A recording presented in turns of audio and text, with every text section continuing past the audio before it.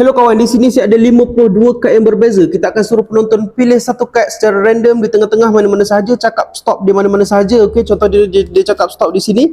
Okey, ingat apakah kad yang dipilih. Sekarang kita akan campurkan kad yang dipilih kepada beberapa bahagian supaya semua kad betul-betul bercampur. Okey, kita biarkan semua kad dah bercampur. Sekarang lihat di sini. Saya ada satu bekas kosong. Okey.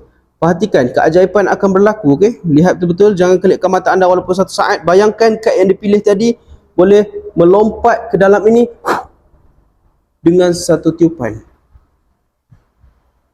Lihat betul-betul, dan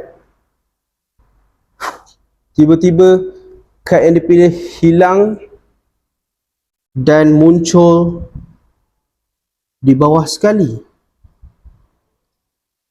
Ini sangat ajaib. Lihat betul-betul. Kad 6 ini, okey, kita akan sekali lagi. Kita cuba kosong semuanya.